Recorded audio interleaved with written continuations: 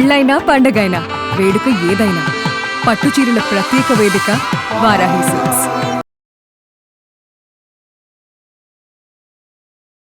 నమస్తే రమగారు. నమస్తే జయ. రమగారు, బంగారం దాని స్వచ్ఛత దీని మీద రకరకాల అనుమానాలు ఉంటాయండి. రకరకాల యాడ్స్ చూస్తూ ఉంటాం. ఒక ఆయన వచ్చేసి బంగారం డబ్బులు ఎవరికి ఊరికే రావు అని చెప్పేస్తూ ఉంటాడు ఒక ఆయన. ఇంకొక ఆయన వచ్చేసి మంచి మంచి సెలబ్రిటీసే. సో నమ్మకం చాలా ముఖ్యమని ఇంకొకరు చెప్తూ ఉంటారు. వీటన్నిటిని చూస్తూ ఉంటాం. ఎక్కడికి వెళ్ళాలో ఒక చిన్న కన్ఫ్యూజన్. ఎక్కడి నుంచి తెచ్చుకున్నా పక్కన వాళ్ళు ఏదో చెప్తూ ఉంటారండి. అయ్యో మీరు ఆ షాప్లోకి వెళ్ళారా, ఇక్కడైతే అసలు చాలా ప్యూరిటీ ఉంటుందండి అంటారు.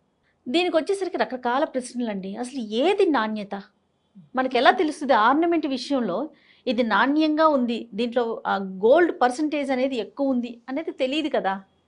హాల్ మార్క్స్ అని 916 అని ఇప్పుడు గవర్నమెంట్ ప్రతి చోట ప్రతి బంగారానికి హాల్ మార్క్ ఇవ్వాలి అనేసి పెట్టేసింది. చిన్న చితకా షాపుల్లో కూడా డెఫినెట్గా హాల్ మార్క్ సింబల్ అనేది చూసుకోమంటోంది. అయినా కూడా అనుమానాలే కదా. భారతదేశాన్ని బంగారమే పాలిస్తుంది. అవును, బంగారము ఎలా అంటే ఇప్పుడు మన అవసరంగాను మన స్టేటస్ సింబల్ గాను బంగారం పట్ల భ్రమ పెరిగే రకంగాను తయారైంది. అది ఒక ప్రాపర్టీ కింద భావిస్తున్నాం.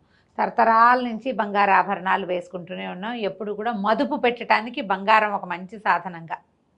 ఆడపిల్లలకి బంగారం పెడితే రేపొద్దున ఏదైనా ఇబ్బంది వస్తే బంగారం అమ్ముకుంటారు. అవును, బట్టలకు పెట్టకూడదు, బంగారాన్ని పెట్టండి అనేవాళ్ళు, బట్టలకు పెట్టద్దని. మా చిన్నప్పుడు కూడా ఉండేవి అలాంటి సిద్ధాంతాలే. అప్పుడు ఏం చేసేవాళ్ళం, మనకి ఇన్ని షాపులా, ఇంత అడ్వర్టైజ్మెంటా, ఈ వ్యవహారం మీడియా వ్యవహారాలు లేవు కదా. మనం ఒక్క కంసాల దగ్గర చేయించింది ఇంకోటి గీటు పెట్టి ఇదంత క్వాలిటీ లేదనేవాళ్ళు. ప్రతి వస్తువు కాల్చి మేలిమి తీయటం, అందులో ఇంచి కాల్చి మేలిమి తీస్తే మేలిమి ఎంతో రాదు. అంటే 24 క్యారెట్స్ ప్యూర్ గోల్డ్ తీస్తే ఆ పైన కలిపిన నల్లదంతా తీసేసేవాళ్ళు. మేలిమి తీసి మళ్ళీ దాన్ని కొంచెం కలిపి మళ్ళీ కొంచెం చేసేవాళ్ళు. బంగారం సహజంగా మెత్తటి లోహం, వంగిపోతుంది ఈజీగా. అవును, మనం కరగబెట్టుకుంటుంటే కనిపిస్తుంది. అయితే ఈ మెత్తటి లోహానికి ఏదో కొంచెం గట్టిగా ఉండేదాన్ని కలిపి రకరకాల ఆభరణాలు చేయటం అనేది ఒక సిస్టమ్ పాతకాలం నుంచి ఉంది. ఇది వాళ్ళ కొత్తగా కనిపెట్టింది అయితే కాదు. పాతకాలం రాగి, వెండి అవి కలిపేవాళ్ళు. ఇప్పుడు కాడ్మియం అని అదొకటి వచ్చింది. జింక్ కూడా కలుపుతారు అనుకుంటా, జింక్ కూడా కలుపుతారు. అయితే ఈ కలపడంలో ఉన్న సిస్టమే మనం 916 చెప్పుకుంటాం కదా. ఇప్పుడు 24 కదా బంగారపు ప్యూరిటీ. అంటే ప్యూర్ గోల్డ్ అంటే 24 క్యారెట్స్ అంటే 99.99% ప్యూరు, కాల్చిన శుద్ధ బంగారం అని బిస్కెట్లు వస్తాయి. అవును, ఈ బిస్కెట్కి కొంత మామూలు కలిపితే వస్తువు వస్తుంది. ఈ ప్యూర్ గోల్డ్ తోటి వస్తువులు రావు. అవును, ఆర్నమెంట్స్ రావు, ఆభరణాలు రావు. ప్యూర్ గోల్డ్ ముద్దల్లాగా శుద్ధల్లాగా బిస్కెట్లలాగానే ఉంటుంది. కడ్డీల రూపంలో కూడా పోసుకుంటారు. అవును, దీన్ని ఏం చేస్తారు, మనకు కావాల్సినంత ముక్క తీసుకుని దానికి 916 అంటే ఇప్పుడు 91.6 ప్యూర్ గోల్డ్ అయితే 8.4 దానికి వెండి కానీ రాగి కానీ కాడ్మియం కానీ ఏదైనా ఒకటి కలిపి దాన్ని 22 క్యారెట్స్ అంటారు. అవును, 916 ఇది.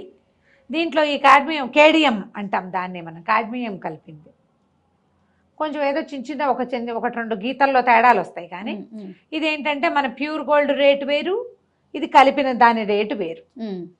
22 క్యారెట్లు చేస్తారు, 24 క్యారెట్లు దాన్ని 22 క్యారెట్లు చేస్తారు. ఇది ఆభరణాల తయారీ బంగారం అనమాట. ఓకే, ప్యూరిటీ తగ్గిపోతుంది. ఇప్పుడు ప్యూర్ గోల్డ్ కొనుక్కుంటావు నువ్వు 24 క్యారెట్లది, దాన్ని మెళ్ళ పెట్టుకోలేం కదా. అది ఇంట్లో దాచుకోవడానికి రేపు ఎప్పుడో ఫ్యూచర్లో చేయటానికి. కానీ మనం బంగారం ఎక్కడ పడితే అక్కడ తీసుకెళ్ళి అమ్మలేం. అవును, దానికి పేపర్లు కావాలి. ఇప్పుడు బిల్లింగ్, దాని మీద ట్యాక్సేషన్ బొచ్చడున్నాయి, బోల్డ్ రకాలు చాలా ఉన్నాయి కదా. అవును, అయితే కొనుక్కోవచ్చు, మనం షాప్లో కొనుక్కుని మనం కంసాల దగ్గర ఎక్కడో చేయించుకుంటాం. క్రమంగా ఎలా అయిందంటే షాపులు బాగా విపరీతంగా గోల్డ్ జ్యువెలరీ షాప్స్ వచ్చేసరికి ఎవరి ప్రచారం వాళ్ళది.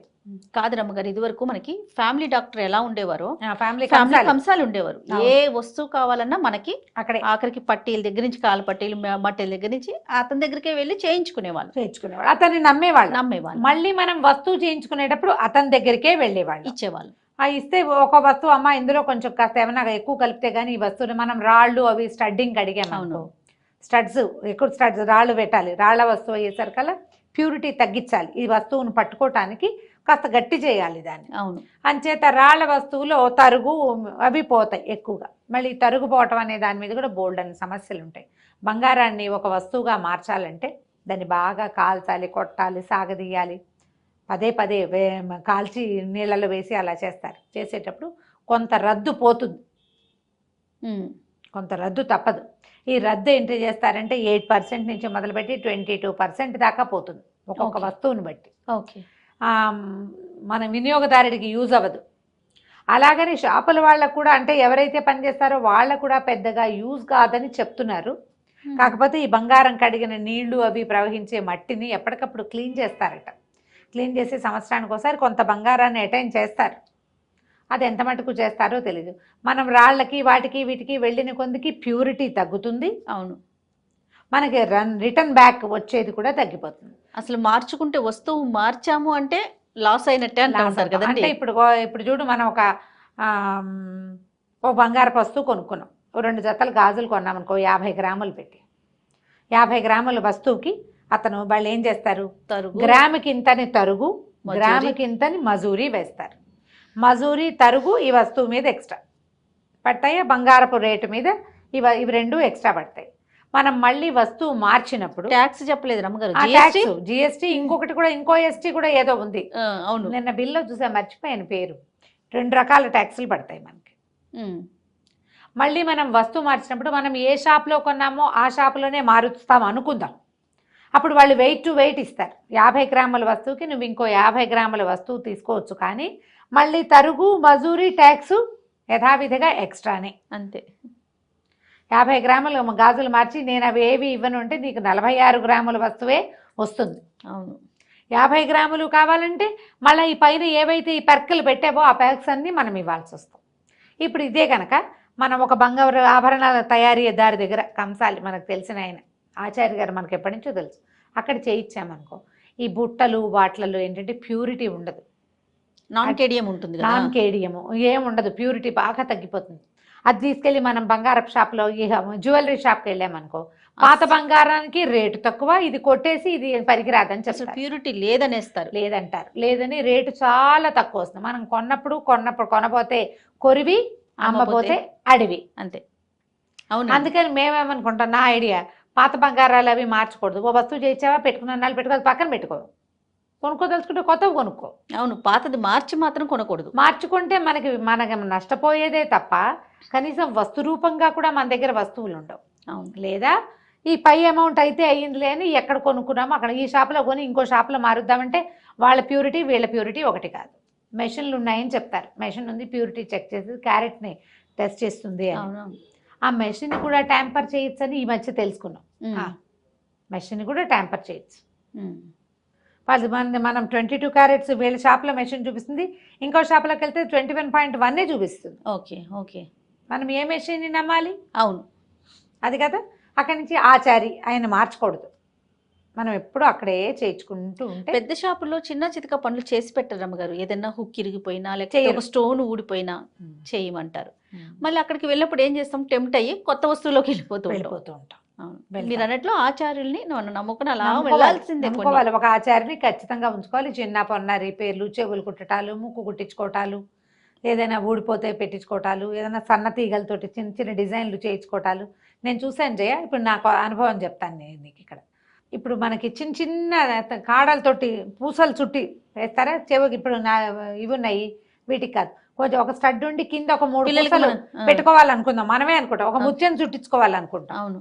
మనం బంగారపు షాప్కి వెళ్ళే, జ్యువెలరీ షాప్కి వెళ్తే ఒక బంగారానికి ఒక హుక్ పెట్టి ఒక చిన్నగా ఒక రింగు కిందకు ఒక ముత్యం వేళ్లాడుతుండే డ్రాప్స్, టియర్ డ్రాప్స్. అక్కడ నేను కొంటే నాకు ఒక 6500 అయింది ఆ ముత్యం డ్రాప్. ఓకే, ముత్యాల డ్రాప్స్ 6500 అయినాయి. ప్యూరిటీ ఏమో అది తెలీదు. నేను విడిగా చేస్తే నాకు 3600లోనే అయిపోయింది.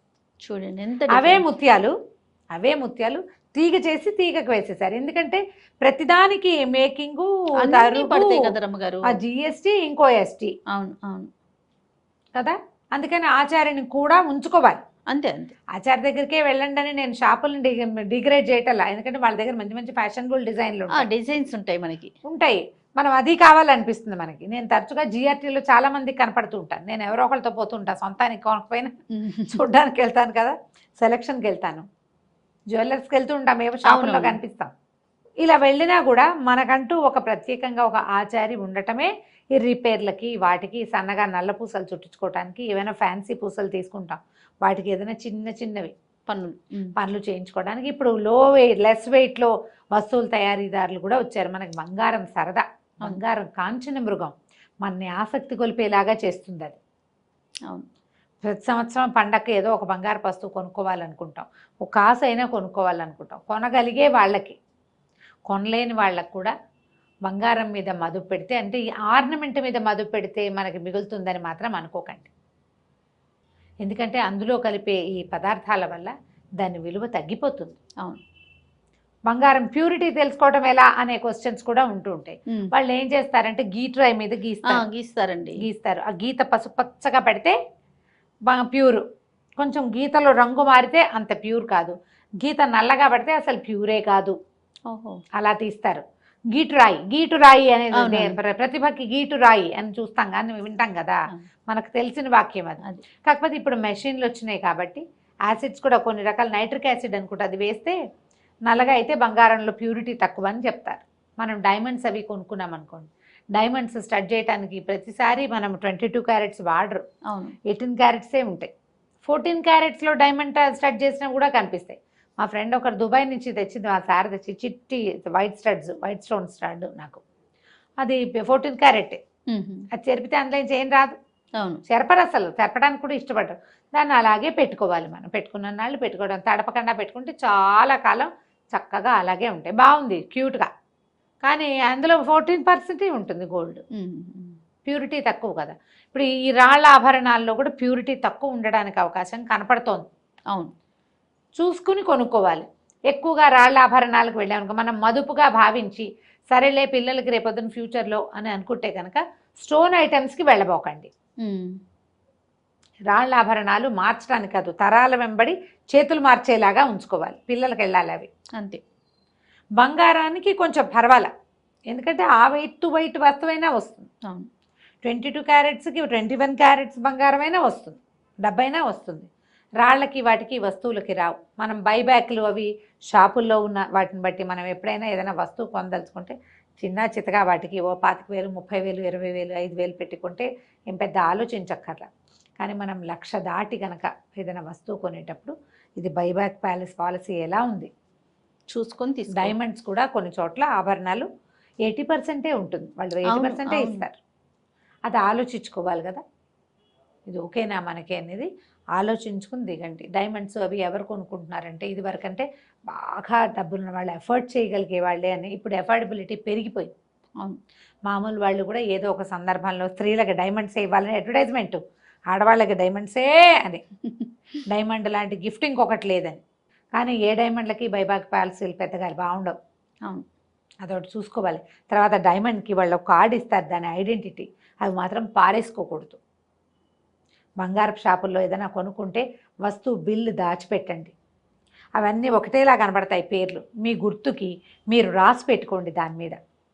నా దగ్గర ఇంత కట్ట ఉంది జయ, మా ఇంట్లో ఏ పిల్లలతోటి నేను షాపింగ్కి వెళ్ళినా వాళ్ళవి నా దగ్గరే ఉండేలాగా పడేశారు. ఎన్ని ఉన్నాయో, ఎన్ని షాపుల బిల్స్ ఉన్నాయో నా దగ్గర ఒక ఫైల్ ఉంది. ఎవరితో వెళ్ళినా వాళ్ళ బిల్లు నేను జాగ్రత్త పెట్టడమే నాకు ఈ భయంతో. అదేలేండి. మా తోడుకోడలు కొనుక్కున్న డైమండ్స్, మాకు వస్తే శాంతి ఉంది కదా మా పెద్ద తోడుకోడలు, తను కొనుక్కున్నవన్నీ కూడా డైమండ్స్, కొంచెం డైమండ్ ఇష్టం తనకి. ఆ కార్డ్స్ కూడా నా దగ్గరే ఉంటాయి, నేను దాచిపెడతా వాటిని, అనుమానం లేకుండా ఉంటుందని. మన సొంత డైమండ్స్ అయినా దాచుకోవాలి కదా, బిల్స్ దాచుకోండి. దాని మీద ఆ వస్తువు ఏం వస్తువు కొన్నారో వెనకాల రాసి పెట్టుకోండి, మీకు కన్ఫ్యూషన్ లేకుండా ఉంటుంది. ప్యూరిటీ ఎప్పుడు కూడా అందని మాని పండు, అంతే. అది తెలుసుకోవాలి మనం. ఫలానా ఒక షాప్ పెట్టుకుని ఒక ఆచార్యని పెట్టుకుని అక్కడే కొనుక్కుంటూ ఉంటే, పెద్ద పెద్ద వస్తువులు చేయించేటప్పుడు కూడా దీంట్లో ఎన్ని రాళ్ళు ఉన్నాయి, రాళ్ళకి రేట్ ఎంత, బంగారానికి రేట్ ఎంత, ఇది అది కలిపి తూచారా, విడివిడిగా తూస్తున్నారా, ఆ రాళ్ల వెయిటు ఈ బంగారం వెయిటు లెస్ అయిందా లేదా. ఇప్పుడు ఒక రాళ్ల వస్తువు కొనుక్కున్నాం, ఒక పెద్ద హారం కొన్నాం, అందులో ఒక 100 స్టోన్స్ ఉన్నాయి, స్టోన్స్తో కలిపిన వెయిట్ ఎంత, స్టోన్ లేకుండా ఎంత వెయిట్ ఉంది, స్టోన్కి ఎంత క్యారెటేజ్ ఉంది, వాటికి ఎంత రేటు వేశారు, రేపొద్దున నేను మార్చినప్పుడు, నేను మళ్ళీ మారిస్తే ఈ ఈ వే- ఈ వీటికి ఈ రాళ్ళకి డబ్బులు వస్తాయా రావా, అవన్నీ కొంచెం నిదానంగా కనుక్కుని తాపిగా ఒకళ్ళే హేస్టీగా వెళ్ళి మగవాళ్ళతో వెళ్ళి చేసేయకండి.